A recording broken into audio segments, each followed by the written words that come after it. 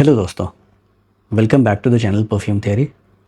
दोस्तों, आपने मुझे इस चैनल पर काफ़ी अलग अलग कैटेगरी के फ्रेगरेंसेस के बारे में बातें करते हुए देखा होगा। कभी मैं अतर की बातें करता हूँ, कभी इंडियन हाउसेस, कभी मिडिल ईस्टर्न या फिर आप कह लीजिए इंस्पायर्ड हाउसेस की बातें करता हूँ, कभी मैं डिज़ाइनर्स की बातें करता हूँ। वैसे डिज़ाइनर में भी इंस्पायर्ड हाउसेस हैं एक आध।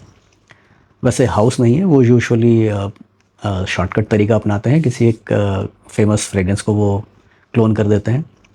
फिर नीश या फिर आर्टिसनल।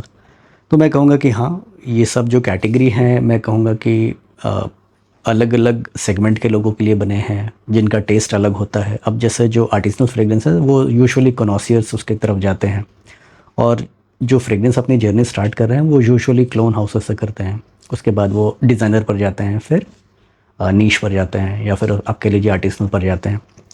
तो यहाँ पर मैं एक ऐसा फ्रेगरेंस की बातें करूँगा जो कि अब देखिए, मैंने तो हर किस्म के फ्रेगरेंसेस को मैंने ट्राई किया है, लेकिन फिर भी मैं इस फ्रेगरेंस की तरफ मैं बार बार आता हूँ। और क्यों आता हूँ? क्योंकि इसकी खुशबू बहुत लाजवाब है। तो ये जो फ्रेगरेंस है, इसका नाम है ब्रोनी ईडीपी, और ये आता है फ्रेगरेंस वर्ल्ड की तरफ से, जो कि एक इंस्पायर्ड हाउस है। तो आखिर मैं इसकी इस तरह से बात क्यों कर रहा हूँ? क्योंकि दोस्तों, इसकी खुशबू बहुत ही लाजवाब है। आप फिर से देख लीजिए, ये कुछ इस तरह का दिखता है। और इसको वैसे मैंने 3 साल पहले परचेज़ किया था आशीष आई थिंक 4 साल हो गया, 4 साल पहले परचेज़ किया था आशीष से, जिनका फ्रैगोहॉलिक यूट्यूब चैनल भी है और वो एक सेलर भी हैं। तो इस फ्रेगरेंस को उन्होंने ही इंडिया में इंट्रोड्यूस किया था। तो इसकी खुशबू कैसी है? खुशबू के बारे में जानने से पहले हम जानेंगे कि क्या किसी से इंस्पायर्ड है। तो देखिए, इस तरह के फ्रेगरेंस को मैंने कभी ट्राई नहीं किया, ना कभी डिज़ाइनर में ट्राई किया है, ना नीश में, ना फिर आर्टिसनल में। खैर आर्टिसनल तो भूल जाइए, वो तो खैर अलग ही कैटेगरी होगी। यूजुअली जो इस तरह के फ्रेगरेंसेस होते हैं वो डिज़ाइनर या फिर नीश से इंस्पायर्ड होते हैं। तो उन्होंने बोला कि ये इंस्पायर्ड है ब्रियोनी ईडीटी से। तो यहाँ पर मैं उसका एक इमेज लगा दूंगा, आप देख सकते हैं, यहाँ कहीं मैं लगा दूंगा। तो वैसे मैं कहूँगा कि हाँ, उससे इसका बॉटल काफ़ी मिलता जुलता है, लेकिन उन्होंने बोला कि इसकी जो खुशबू है काफ़ी सिमिलर है ब्रियोनी ईडीटी के। उन्होंने ट्राई किया है। फिर मैंने इसको नोट्स को देखा, यहाँ पर मैंने रेफरेंस के लिए रखा हुआ अपने पास। तो ब्रियोनी ईडीटी का जो नोट है उसमें सिसिलियन लेमन है, फिर मिड में आयरिस, मैग्नोलिया और वायलेट है, और बेस में एगावुड, लिक्रिश, सैफरन और लैब्डेनम है। इसकी खुशबू मुझे कैसे मिलती है? इसको मैंने यहाँ पे स्प्रे किया हुआ है। हाँ, यहाँ पर मुझे ओपनिंग में एक सिट्रसी नोट मिलता है, साथ ही साथ मिड में कुछ फ्लोरल्स मिलते हैं, लेकिन यहाँ पर मुझे पेथ्रिकोर मीन्स की वो पहली बारिश वाली खुशबू। जब सीज़न की पहली बारिश होती है और वो एक सूखे मिट्टी पे वो जो बारिश की बूंदें गिरती हैं, तो उसमें से जो खुशबू आती है, उसको यहाँ पर काफ़ी अच्छे से इस्तेमाल में लाया गया। और वही इस फ्रेगरेंस का हार्ट है। हार्ट मतलब हार्ट नोट में मुझे वो ज़्यादा मिलता है, और वो ड्राई डाउन तक ये कैरी फॉरवर्ड होता है। कहीं ना कहीं मुझे एक हल्का सा वेटिवर का भी एक टच लगता है, जो कि यहाँ मेंशन नहीं है।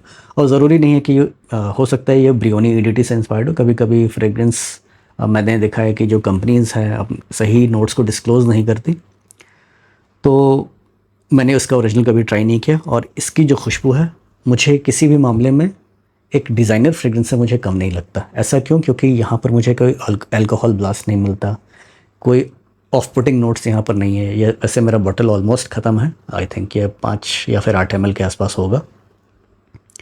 तो इसमें जो इसकी जो खुशबू है दोस्तों, ये स्टार्ट होती है एक सिट्रसी नोट के साथ, फिर आपको कुछ फ्लोरल्स आते हैं बीच में। जो यहाँ पर जो हाइलाइटिंग पॉइंट है वो एक पेथ्रिकोर का नोट है, स्मेल ऑफ फर्स्ट रेन। उसके बाद यहाँ पर आपको कुछ वुडी नोट्स आते हैं, फिर वेटिवर का काफ़ी एक अच्छा टच है। तो जिस तरह से इस फ्रेगरेंस को बनाया गया है, कि मैं कहूँगा कि बहुत अच्छा काम किया गया है, बहुत ही उम्दा किस्म का काम किया गया है। और ऐसा मुझे फ्रेगरेंस इस तरह की क्वालिटी वाला फ्रेगरेंस मिडिल ईस्टर्न हाउस से बहुत कम मैंने देखा है।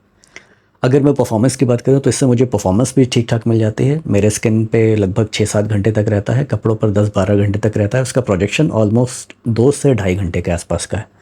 तो मैं कहूँगा कि ये काफ़ी बढ़िया एक सेंट है। इसकी परफॉर्मेंस भी अच्छी है, समर्स के लिए स्पेशली काफ़ी अच्छा है, और मैं इसको समर्स में लगाना बहुत एंजॉय करता हूँ। तो आपने देखा मैंने वो जो बात की थी, मैं इसको किस तरह से रिलेट कर रहा हूँ कि हर कैटेगरी के फ्रेगरेंसेस की बात करता हूँ। इस तरह के फ्रेगरेंसेस को आप बेझिझक धड़ल्ले से आप यूज़ कर सकते हैं, क्योंकि इसकी जो प्राइस है ऑलमोस्ट लगभग 2000 का, ये 90 ml की बॉटल में आता है।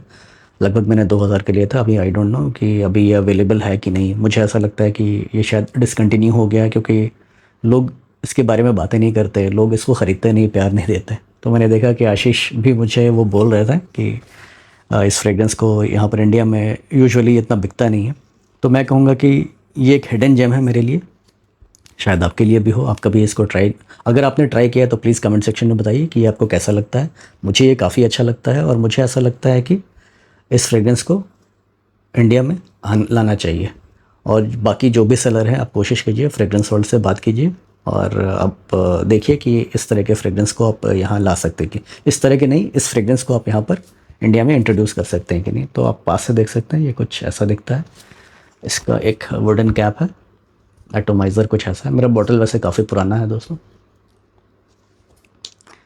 तो ये जब स्टार्टिंग में जब मैंने इसको लिया था तब भी मुझे कोई अल्कोहल ब्लास्ट नहीं लगा। तभी इसका मैंने एक बैकअप लिया, फिर उसके बाद एक और मैंने 2 बैकअप बल्कि लिए, और वो खैर दोनों अभी मेरे पास नहीं है। तो ये एक ऐसा फ्रेगरेंस है जो कि मुझे काफ़ी अच्छा लगा, और मुझे ऐसा लगता है कि ये मास प्लीज़र काइंड ऑफ सेंट है, और जो आपके आसपास है उसको भी ये काफ़ी अच्छा लगने वाला है।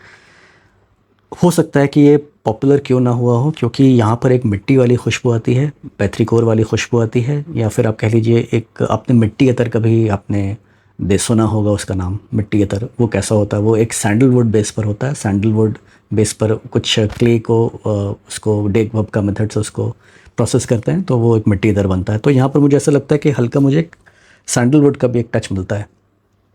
इसके नोट्स में कहीं ना कहीं सैंडलवुड भी है, लेकिन यहाँ पर मेंशन नहीं है इसके ओरिजिनल में। तो ओरिजिनली इसको मैं क्यों मान रहा हूँ, क्योंकि आशीष ने मुझे बोला था कि उन्होंने साइड बाय साइड कंपेयर किया था। मैंने नहीं किया था, आशीष जिनका फ्रेगोहॉलिक चैनल है उन्होंने किया था। तो I will believe his words. तो उनका मानना है कि ये हूबहू ब्रियोनी ईडीटी से मैच करता है, ब्रियोनी ईडीपी जो कि आता है फ्रेग्रेंस वर्ल्ड की तरफ से। और ब्रियोनी ईडीटी ये किस ब्रांड से आता है, ये इसका कोई ब्रांड वगैरह नहीं मेंशन है। रेमंड मैट्स इसके जो परफ्यूमर हैं, नोज़ हैं, उनका नाम है रेमंड मैट्स। तो आई थिंक ब्रांड का नाम मुझे नहीं मालूम ये कौन से ब्रांड से। यूजुअली इस तरह के फ्रेग्रेंस लालिक की तरफ से मुझे ऐसा लगता था कि आते हैं, लेकिन ये कुछ अलग ही है। मे भी हो सकता है ये डिसकंटिन्यू हो गया हो, तो इस वजह से ये फ्रेग्रेंस भी शायद इतना पॉपुलर नहीं है। तो मुझे ऐसा लगता है कि ये फ्रेग्रेंस काफ़ी अच्छा है, काफ़ी अच्छे तरीके से बनाया गया है। उसकी खुशबू काफ़ी इंटॉक्सिकेटिंग सी है, मास प्लीजिंग सी है। उम्मीद करता हूँ आपको ये वीडियो पसंद आया होगा। अगर पसंद आया तो please give this video a thumbs up. तो मिलते हैं किसी ऐसे अगली वीडियो में, तब तक के लिए अलविदा।